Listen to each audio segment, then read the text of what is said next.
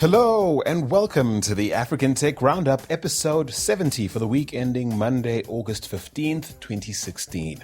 This is where we round up the week's most important tech, digital and innovation news from across the African continent.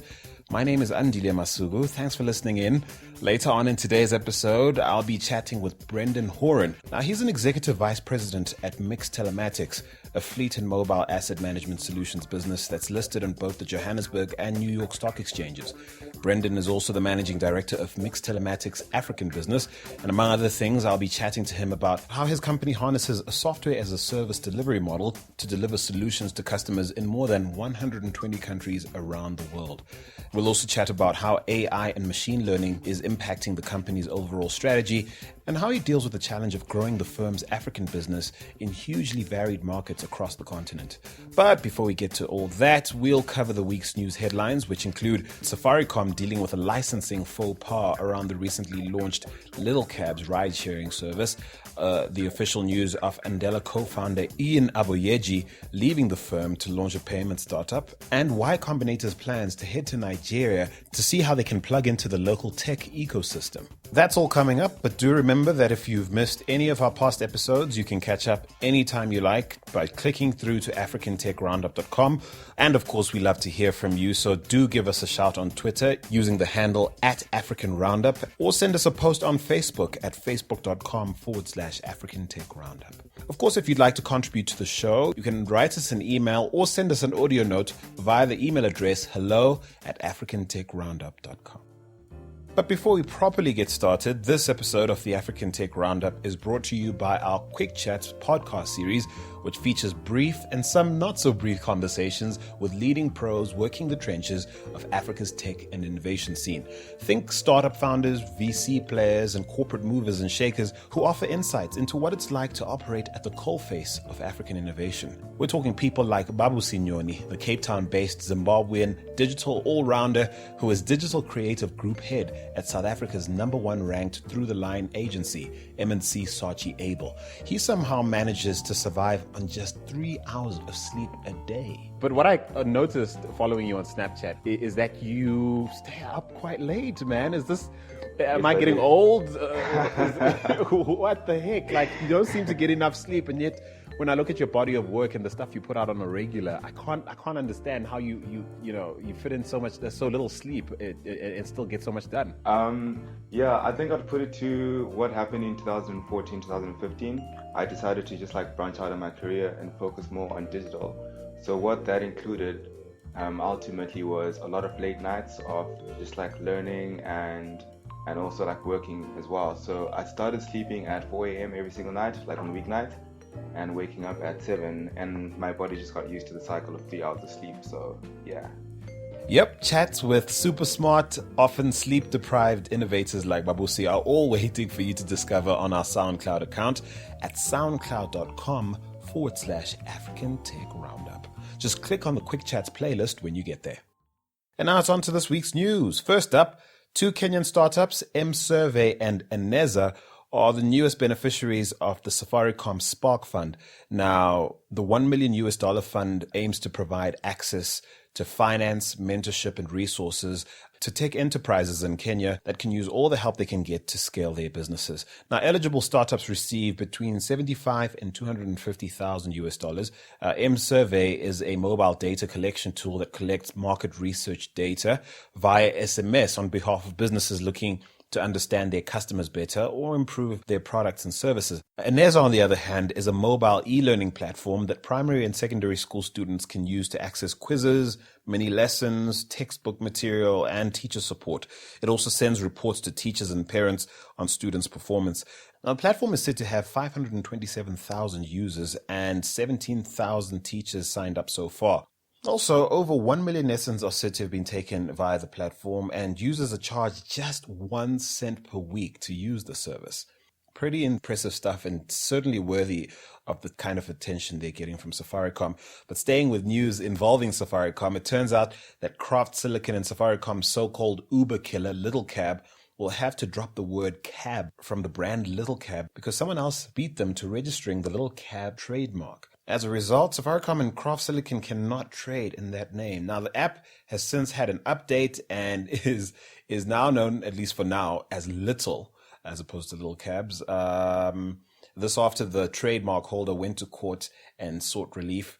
Now, Craft Silicon CEO Kamal Budabati mentioned that they developed the app within a month, and basically his take is they did it in a rush, and it's clear that someone didn't do all the necessary due diligence before launching the service. Note to self, tear a leaf out of my phone's playbook and trademark anything of importance before you go to market. To Nigeria next, we're following weeks of speculation about why Facebook didn't acknowledge the co-founder role of Ndela's Iyunoluwa Aboyeji when the Chan Zuckerberg initiative made a high-profile investment in the talent accelerator some weeks ago. Ian is now saying goodbye to Ndela, the startup he, of course, co-founded in 2014, which has since become one of Africa's better-known startups thanks to that massive investment led by the Chan Zuckerberg initiative they attracted recently. Ian says he's leaving to focus on growing a business called Flutterwave, a payments platform that aims to provide end-to-end solutions in order to overcome the challenges facing payments processing services on the continent. Now, in an email he sent to his team at Ndela, Ian explained that he's hoping to make life easier for operators in the payment space. Well, in the case of Nigeria at the moment, there's just 3 to work with.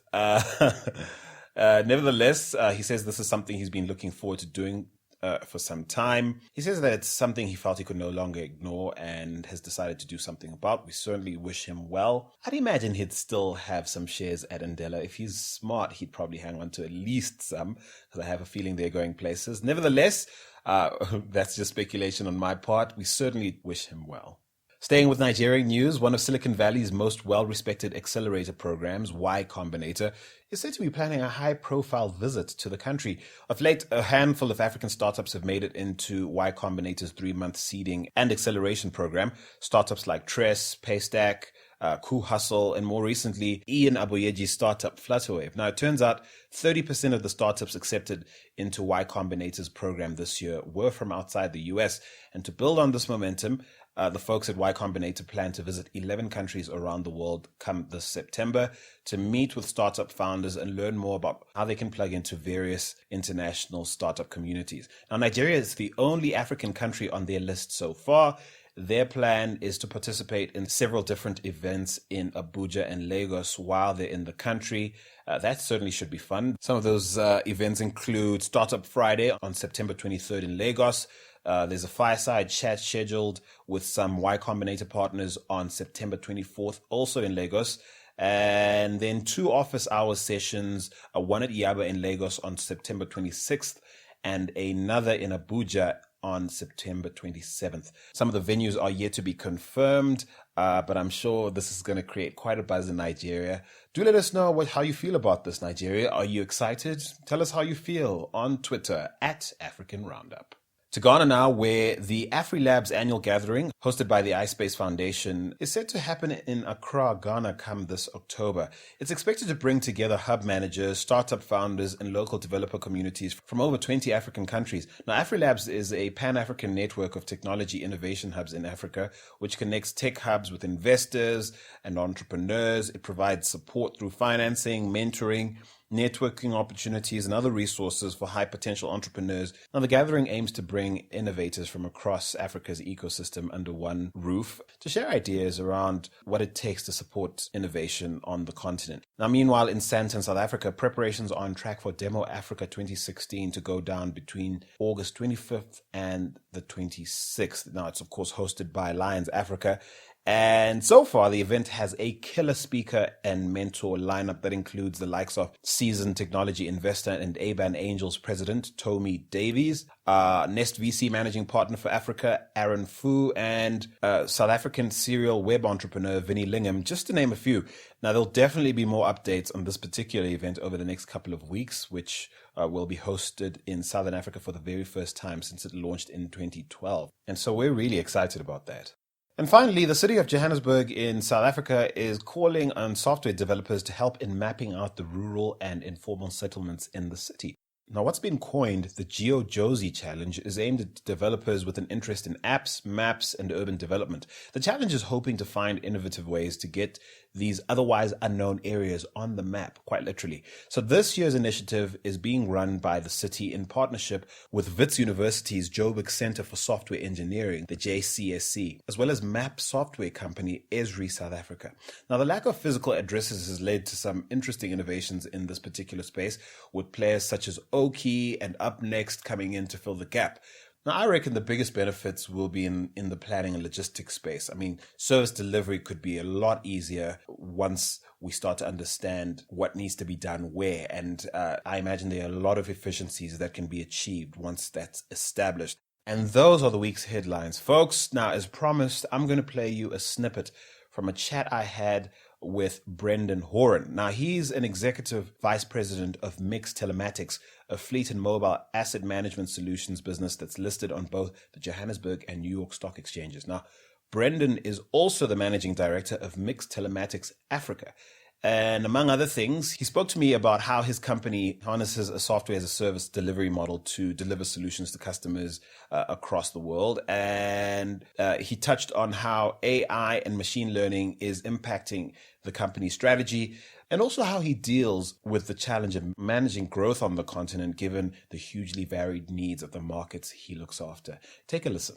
Let's talk about Mixed Telematics now. A very big business. I think 120 countries, correct me if I'm wrong, 120 countries you guys are in, listed on 2 continents, in South Africa on the JSE, I believe the New York Stock Exchange as well.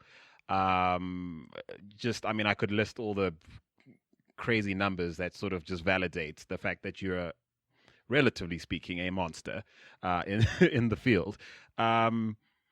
Explain to a 10-year-old what it comes down to in terms of what Mixed Telematics does. Like, what are you guys here to do? Okay, so if I could just split it into 2. So I'm lost. I'm 10. I'm kidding. I'll speak slowly as well. So I think, so what do? I think certainly in the consumer market, and it crosses over into the corporate market, we protect consumers in and around their vehicles. So we find stolen cars, and we make people safe in their vehicles, their families, their loved ones, and everyone else. We look after them. So that's really good. I have to say, I thought you were going to struggle with this. I thought I was going to interrupt you every 2 seconds and go, come on, I don't know what that means. And I think our learnings out of that also then extend us into the commercial market. So if I was talking to a 10-year-old, I'd use exactly the analogy. We empower the transport companies to make sure the food is fresh in the shops, to make sure the milk doesn't go off, to make sure there's fuel at the garages, also to make sure that those trucks and vehicles that are delivering are driven safely and they're not having accidents, to make sure people properly maintain those vehicles. So what are we doing? We're providing sort of a level of efficiency, and we want to make safer roads. And so typically, in terms of your business development cycle, typically who are you engaging with within corporations?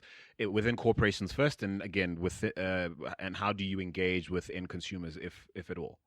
So I'll just again. So in the business side, so the corporation side, certainly in the private environment, we like to speak to the owner. We can provide tangible savings for what we do. So talking to the owner, financial director, is critical for us.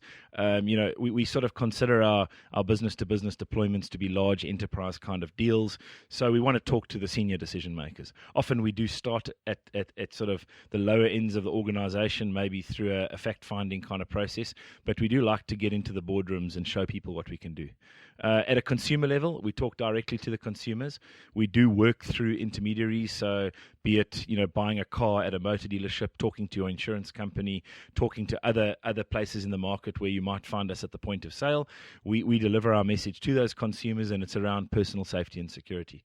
And so in that context, are you going to market as a white label partner, back end, and allowing those intermediaries to sell via their brands? So no, it's a sell-through strategy. So we carry our own brands. So our brands are Beamy, Matrix, and then we trade in the business environment under Mixed Telematics. So we use essentially the intermediary promotes our brand, may promote other brands as well, but generally speaking, they promote the features, products, and services that we sell, and that gets taken to market that way. We do have pull-through strategy, so we go above the line onto television, onto radio, sponsoring events, and getting our brands out there. So there's brand association that the customer has when they are sitting in front of that intermediary, which maybe helps you in the sale or helps you from a brand perception level. And in the corporate market, we like to direct sell, or we take product to market through resellers. So there might be an element of mixed brand through resellers where we provide a wholesale market, a wholesale sort of strategy, empowering other businesses to deliver value into the corporate market. Otherwise, we do deal directly. So that would be our salespeople sourcing leads, finding places where we can add value and closing those deals. And in terms of developing the technology to support delivering on all these mandates and the business you try and do, how much of that is in-house? Do you have a small army of software developers developing new ideas? How much of the work you do is proprietary? Do you outsource it? So generally, Mix Telematics owns its own ecosystem. So we've got a team of people down in Cape Town where we have software and hardware engineers. So we produce our own hardware and software. We do third-party source certain things, but not core to the actual platform or ecosystem. So we like to own that so that we've got control over it. And so, no, we build our own intellectual property. We own it all ourselves. And we like to think we've competed very favorably globally. What do you make of this modern trend towards, I suppose I don't want to use the word disruption, but really it is. But it's not typically disruption. It's large corporates like you, like yours, that are not staying in their lane, that are no longer content out of necessity in most times to remain, say, one thing. Say a logistics business or a security business or a mobile telco or a social media platform if you're Facebook. What sort of pressures strategically does that put on you in thinking about the next 5 years, the next 10 years? Yes, I think you've got to constantly monitor, where you are and the applicability of your products in your various markets. So I don't think we would discount adding to our portfolio. The reality is our core portfolio is still working for us very well, and we are continually adding. So whilst we haven't taken a complete direction change that you may have mentioned, in one of your other analogies, the reality is we continually build value out around what we do. Our business started with sort of a core telematic platform. We now offer additional software which may make companies more efficient. It may add to their security, and we do build out those applications and services and keep adding to that. I know you're a big fan of the trend towards the Internet of Things, machine learning, and that kind of thing. This is going to be interesting now. A lot of interesting things happening in more developed markets in the US. Driverless cars, I believe, are going to come online a lot sooner than even I thought at some point. We could be seeing drone-delivered food to supermarkets. We could be seeing all sorts of things that probably didn't exist in '96 when Mix began. How is Mix Telematics positioning to be part of that move and not be made redundant by perhaps robots that need, that can essentially crunch numbers and do everything we humans have been doing for a while? Yeah, so I think I have my own views on the pipeline to driverless cars and certainly driverless trucks. I think it might take a little bit longer than we think. But tell me why. Let's pause there. We'll come back to my original question. What I'm interested. What's your idea around that pipeline? Yeah, so I also read the literature, and I think people are conflicted in terms of what they think is coming sooner or later. But I think draw the analogy of a 35-ton truck going down Van Riemen's Pass. You might be able to get into a healthy debate as to what's safer, that being driverless or having a driver with it. But I do think we've got some way to go before the world will accept a vehicle that isn't driven at a regulatory kind of level. I think, maybe taxi cabs and things like that may start the process. So, but our products and services, drivers are an important part of them, but we also look at efficiency, safety, security, and other aspects. So even if you're a passenger on a driverless bus, for example, in the future, someone's still going to need to know that bus is being sort of monitored, the software is being assessed somehow. Is that bus on the right route? Is it safe? Is it being driven properly, even if it's by the machine? Because we all know things can go wrong. So I do feel we are transitioning our business towards maybe a different world where we'll become less reliant on making hardware to deliver information to our back end of software. But our business is primarily a software as a service business, and we have really tipped the focus into delivering services through the software. So I think as that evolution unfolds, we'll look for places where we can position, be it in a driverless car, be it in a driverless truck. But I do think we've got some time to go before the world can get its head around, big loads, big things being carried by a vehicle with nothing in it. Okay, so here's the thing. Let's imagine for a moment this future was tomorrow. How would that disrupt your model currently? So I think potentially for us, one of the pillars in our business is to work with the drivers. So I think, but the software and technology we've developed over the years understands how a vehicle should be driven. And I think that can also be applied then to assess the vehicle as to how it's being driven, even if it's being driven by a computer or being routed or scheduled, in that way. I think also there are a lot of other aspects to our business from a compliance, a safety and security aspect.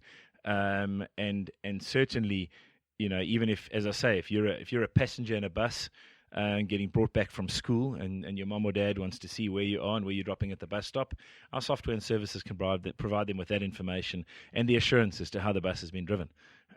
So yes, we'll have to reposition. I think we've still got quite a long aftermarket to go, and the world is at various stages of age of vehicle and vehicle park. But I think we also relied on to make those strategic decisions and to innovate around where it's going. We know tech doesn't stand still, and we're not naive to think that what we make today will always sell in 20 or 30 years' time. But I think it's to take our learnings and the innovation we have and to move with the industry as opposed to just staying in one place. And if you could tell me the biggest disadvantage to MiX Telematics being the size you are, as big as you are, as established as you are, as well resourced as you are, if there was one disadvantage in the context of everything we've been discussing, what would you say that disadvantage would be? Yeah, so I mean, we don't feel we're by any means in a mature market. So globally, the telematics penetration is still very, very low. So we're not quite at that massive stage where you have to where that's becoming an encumbrance to us. I think you've mentioned we're present in 120 countries. We've probably got owned offices or our own presence in about 8 countries where we focus on growing our businesses, and then the rest of the countries we take our product to market via reseller channel. But I don't think we're quite there yet. I think there are certainly smaller players, there are bigger players, but we still consider ourselves small enough to be nimble, large enough to have a global presence and a global brand. As you mentioned earlier, we've got a listing both in Johannesburg and in New York. So we've got sort of a global presence and a global credibility. We would like to potentially have the problem you've just painted. I don't feel that we are big, certainly not big enough yet. We have far more grander plans in terms of where we want to take the business from a subscriber, vehicles under management level. So really that size to hindrance is not there yet. Right. So back to the machine learning point I made earlier. Is it really far-fetched to think of a future where, all my route planning, my optimization, my fleet management, anything to do with the optimization of a fleet, my retail system or my supply chain, everything could potentially be managed or taught to a machine to manage? Is it a little far-fetched? Is it an oversimplification? Is it someone who clearly doesn't understand just how complicated it must be to do what you guys do here at MiX? No, so on that side, we are doing it with software already. So we don't have people sitting drawing pictures about where vehicles must stop. We've built algorithms and we've built methodologies so that vehicles travel to the right point first, move to the next point, and are optimized. So that already exists. I think there's been quite a big drive for competitive advantage, and kind of that kind of thing has really driven efficiency into transport and logistics businesses. Not a lot of it is done. There are people who need to understand the industry and who need to walk out into the yard and find the right vehicles and just do a little bit of assessment. But largely, the computers are driving those businesses from a planning perspective and from an efficiency perspective. Those decisions aren't being taken by people. Yeah, you've got a driver behind the wheel and you've got operators in a control room, and they might be fulfilling various functions. But certainly there is already a lot of intelligence applied into the tech that makes our customers' lives easier. And so, typically, that sort of ability to deliver on that would have been concentrated in a few people in the past. But I think the mobile factor is showing, the likes of Uber, for example, are showing that you can actually piggyback off the very hard work and blood, sweat, and tears of people who've come before, and basically create something quite impressive on top of that, without the crazy amount of cost invested in developing the infrastructure, etc. Do you see those kind of things as potential threats to the way you've done business? No, in a way, I almost see that that is the mindset we have here. So we currently have a world where we supply onboard computers and we supply software. I think as we transition, we'd like to see a world where we were not hardware dependent and we could run exactly like call it an Uber kind of business, where you are providing actionable intelligence through your software without having the encumbrance of hardware. So in other words, taking information out of vehicles, assets, whatever other type of, you mentioned the Internet of Things, other type of information providers, putting that all together and making decisions on behalf of people to give them competitive advantage, improve safety, improve efficiency. That's a world we see. So I think we're quite wired into that kind of development. We love to see things like Uber and these kind of things unfold because they do drive everyone's innovative thinking. So from that perspective, I almost see those as complementary to where we are. Right. So let's talk about what comes with the pervasiveness of the Internet of Things. It's obviously an exciting terrain for all of us, but potentially scary. I mean, given the world we live in and how scary it's becoming in terms of security, man. I mean, or is your strategy twofold in that regard, in the sense that you could be part of the trend, but also protect us on the back end? Yeah, so I think if you sort of want to bring up the discussion around data privacy and people's information, we take that hell of a seriously.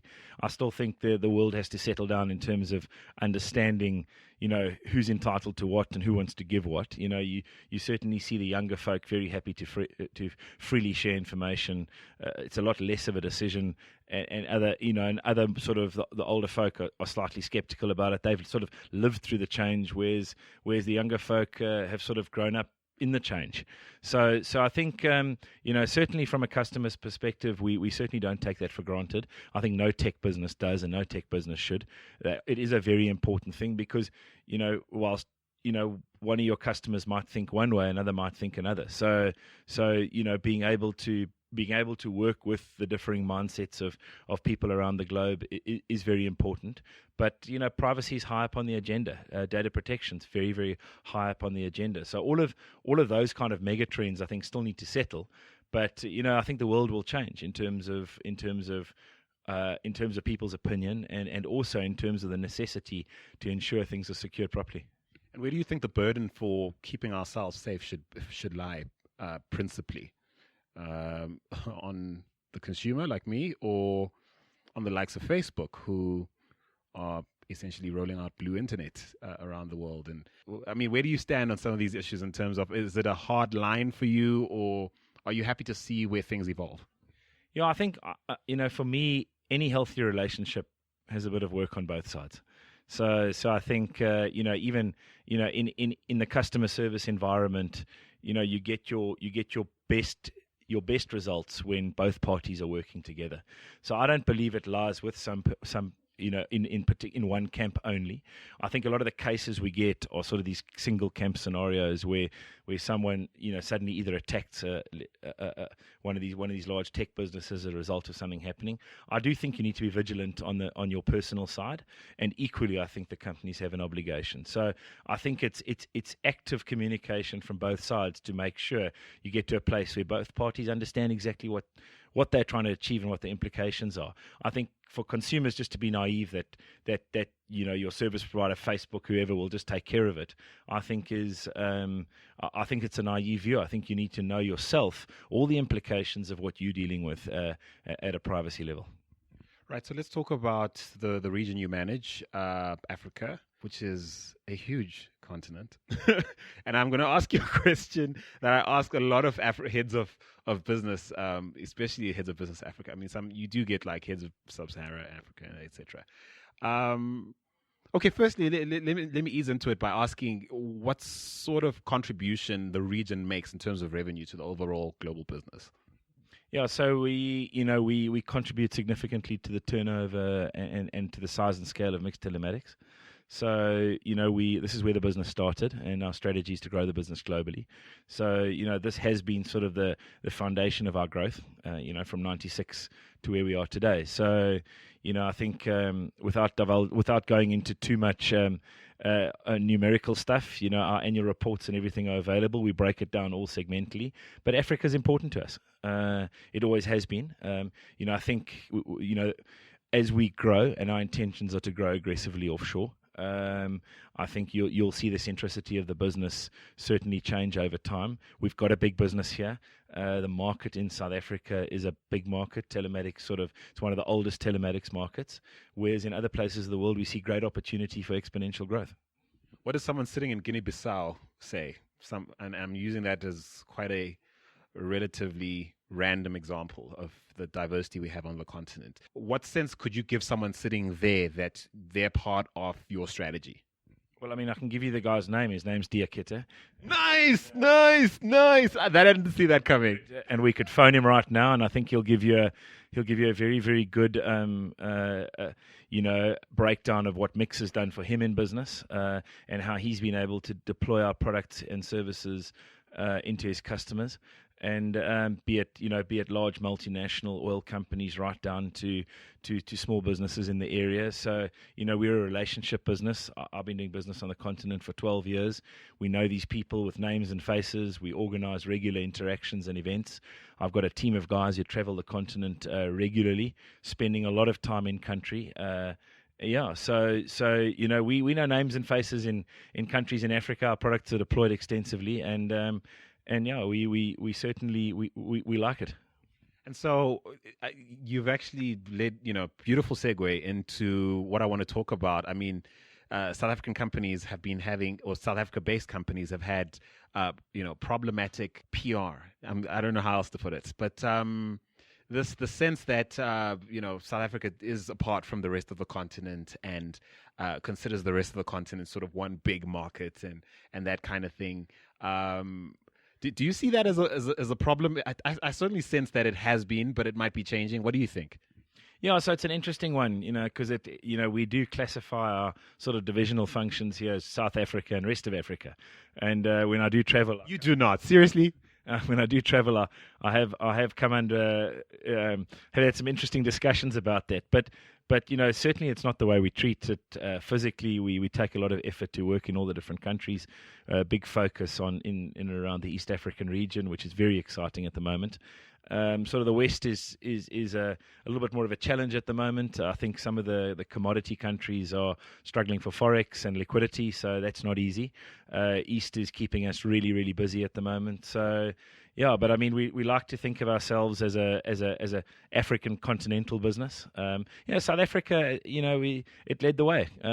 But we've learned a lot from doing business here, and we want to certainly deploy that into the continent into as many customers as possible.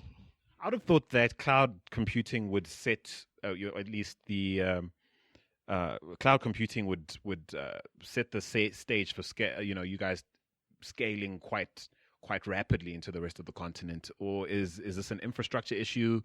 What would you say are the biggest hindrances to you guys rolling out and becoming as big a business here as big a business, say, in Egypt as you are here?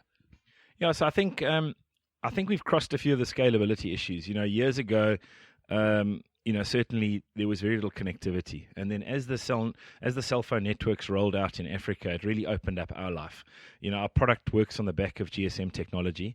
So at the time it was sort of Zain on the east, and then you've got the MTNs, and all the other providers down the west. As they grew, it really assisted us. We used to sell home-based solutions where customers sort of ran their own ecosystem on site, but very early on, Mix took a cloud-based view, and as those countries rolled out, we transitioned to the cloud. So we've been in the cloud in Africa since early 2007. And so we are uninhibited by connectivity. Connectivity is actually pretty good where we are. I think the adoption has sort of been slightly slower, and also the consumer markets are pretty weak. The theft issues don't exist in Africa like they do in South Africa. So our focus is largely corporate. And that sort of started with the large global multinationals, and that's filtering into sort of the local privates, and growing quite nicely. So we have a view that Africa will continue to grow. We're positive about it, and it's proving to be working out for us quite nicely. Many thanks to Brendan Horan of Mix Telematics. To listen to the full conversation I had with Brendan, you can click on the link in the tweet pinned to the top of my Twitter profile. My handle on Twitter is @MasuguAndile, or just head to soundcloud.com and search for Staying Secure with Brendan Horan. That's Staying Secure with Brendan Horan. Now, once again, this episode of the African Tech Roundup was brought to you by our Quick Chat podcast series, which features brief and some not so brief conversations with leading pros working the trenches of Africa's tech scene. Now, think startup founders, VC players, and C-suite executives who offer insights into what it's like to operate at the coalface of African innovation efforts. Simply head to our SoundCloud account at soundcloud.com/African Tech Roundup and click on the Quick Chats playlist. And that is it for this week. Catch the show again next week, Monday, on AfricanTechRoundup.com. It drops at 9 a.m. Central African Time. Until then, I'm Andile Masugu, signing off. Do take it easy, Africa.